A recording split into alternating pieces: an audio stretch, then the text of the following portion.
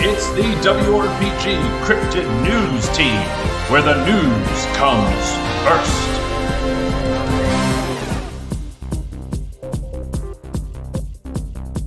Hi, it's me, Brad. You don't normally see my face on the screen, but I am here at Unpub this weekend, and I have an amazing guest that I'm really excited to talk to. Why don't you tell everybody who you are, and then tell us a little bit about who you're with. Okay. My name is Kayla Cline. I am an illustrator, creative director, also marketing person. All the hats. All of the hats. Absolutely. We know that. I am with Joking Hazard Games, publishers of the game Joking Hazard, which you should be familiar with, I'd hope. Yeah. Otherwise, my job is in danger. We all know Joking Hazards. Okay, good. We all Thank you. know it. Thank you. Yeah. Also, Lay Waste Games, which we recently acquired, which is very exciting. Cool. Many people here seem to know it. Very popular on Kickstarter. Have a range of games. We're really excited to roll back out. And Scrungo Games, which is our family-friendly brand to kind of distinguish from Joking Hazard. We were just talking before this about the challenge of party games being more adult and access to all retailers, like fulfilling the needs of all retailers. Right. So we wanted to have that to be able to bring some family-friendly games in the mix and not confuse people. Right. So awesome. So you're here at Unpub. I've seen you walking around, like you're playing games, you're talking to creators and things like that. What to you and as a publisher is valuable about a place like Unpub? Well, we're not only a publisher here, we are a sponsor because this event is incredible. Fostering new designers is incredibly important. We don't want the same games from the same people forever. Sure. We want new voices, we want diverse voices and marginalized voices, and there's so much support here. Everyone here is brilliant. Yeah. It's insane. And there's just such a wide variety of games, and everyone is so helpful and kind and supportive, and there's been so much education going on. Everybody just teaching and helping each other, and there's just I cannot think of a single downfall of this type of event. It's great. Yeah, absolutely. No, I everything you just said has been amazing. This is our first year here, and it's been so surprising just to see immediate community from everybody across the board, whether it's your first year at Unpub or whether it's your third, fourth, 16th year, people want everybody to be here, right? Mm-hmm. And they want all these games to succeed. Yeah, it's been great because I sit down at a table and I don't immediately be like, I'm the publisher. I sit down and I'm like, I'm just a person. And everyone is just so nice to you from out the gate. They're like, who are you? What's your name? We're going to pull you into a game and you're my best friend now. Yep. And it's been I love the energy. It's so great. Yeah. Okay, I'm going to ask a question, and I'm going to preface it by saying absolutely no pressure. There's nothing here that's guaranteeing anything for anybody anywhere at all. But what are some of the coolest games you've seen this weekend? Oh my gosh. I don't know if I want to say it. You don't want to jinx anything. I know. I get that, right? If you don't want to name anything specifically, you could tell me, what are some of your favorite types of games that you've seen this weekend? Okay. Yeah. And I will say... everybody's looking for something different. Every publisher is looking for something different. We are specifically looking for things that have mass market appeal. Sure. And with the three brands, that's three different kind of pockets. But there was so much innovation in the toyetic space. I saw a couple different things component-wise where I was like, holy crap, I haven't seen that before. Right. And that stands out so much to me. There were a couple games that I didn't even touch that had some really cool miniatures in it that I was like, what the heck?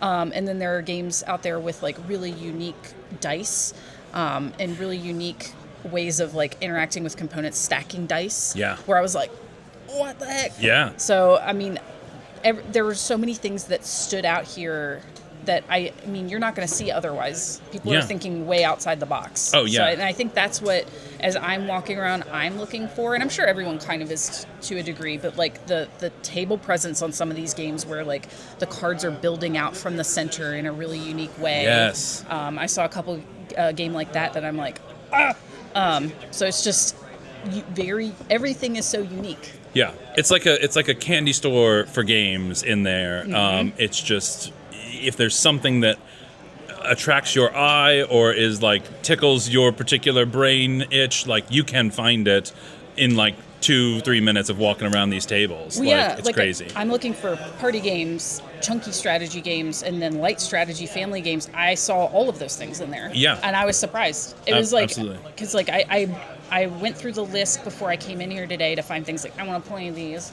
Yeah. And I found so many things, Yeah. so many things I was interested in, and ended up playing, and all of them I'm like, oh yeah, these are smart. You're like, yep. There's yep. something there. I was talking to a couple of people in the room about the evolution of the sort of prototype of games, right? And how 3D printing and home 3D printing has changed dramatically what it is people can bring to an event like this. And like to talk to some people who are like, oh yeah, I go through, I get notes, and I like reprint like these minis, or I print more of these minis, or even just like they're not just using like the regular like meeples that we see, you know, everywhere. They're like, no, I wanted my meeple to be different, so like here's my guys and stuff like that. How does that change a little bit of like what you're looking at, what you're seeing, and how impressed you are with some of these like indie makers? That is the little bit of polish that gets attention. Yeah. Like I say that about cell sheets too, because I have to make cell sheets for our games. Sure. So it's like, you know, what can you do to really add that final level of polish? And sometimes you don't have access to a 3D printer, but maybe thinking about how can I build out that component in a way where someone's walking by and they're like, whoa, what is that? Yeah. Like the dice stacking game I saw, they had just taken the time to make a little grid where the dice can sit in it, and that increased the table presence of just walking by, and it caught my attention, and I wanted to see it. Absolutely. So it's just thinking about that little extra bit of polish to really stand out to anybody who's going to see you at a glance, because I'm not only looking for things that I was like, that sounds interesting. I'm looking to see visually, is that going to have a really unique component? Yeah. And you can, like you said, you could 3D print that. You could make it, you could figure out a way to kind of like finagle it. Arts and crafts at home. Absolutely. I do that at home when we're developing games. Right. I print things out and tape it together. Yeah, and I like my son who's 13 has designed a couple of games and stuff like that. And I think him coming here and seeing professionals who, on the other side of it, are coming in with, you know, just paper. You know, and being like, I had this idea for this game a couple months ago, and I just wanted to bring it here and start the process. And for him, knowing that you don't have to get to the sellable, polished look to begin the process of figuring out how your game works, too. Yeah, and I was talking to one person about, like, they were like, well, what do you see this themed as? And they had, like, a really basic theme on it. And I was like, I could see the appeal of, like, coming out with a strong theme. If it feeds into your mechanics, or like part of your mechanics is feeling a certain way, like you are doing XYZ, and that is part of it, that's important. But the strength in that game was like what the gameplay itself, and it could be, I liked seeing it as a really basic theme, because I was like instantly like, oh, it could be this, we could make it this, it could match this other game we already have in this way. So, you know, thinking about like, do you want to take the extra time to really, really theme it, or can you do a strong basic theme and make your gameplay shine more? That's something to consider too. Right.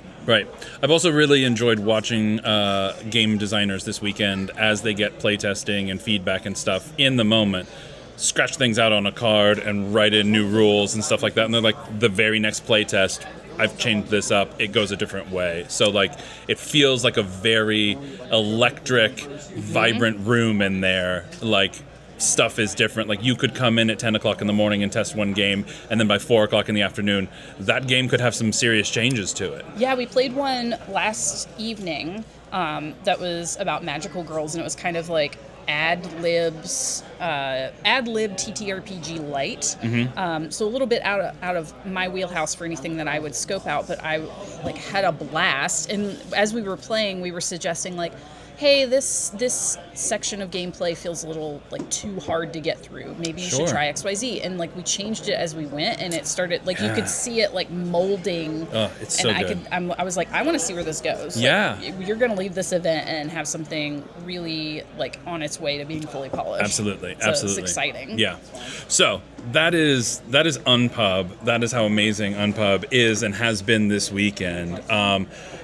What what is next for you? Are you're heading back to just report on all the things that you've seen? Yes. Yeah. We always, like I was saying earlier, we always attend the Unpub digital speed pitch events and everything, and we bring everything. We have an internal system where it's like, here's all the pitches, like we're going to talk about them and go through them and everything. So I'm going to take the strong ones that I feel really good about back and talk to everybody about it. I took photos, I took videos. I'm really excited. That's awesome. So I'll probably call a meeting and we'll talk through them. And I hope we'll be back next year because I feel like this was very valuable. Oh, yeah, absolutely. That'd be great.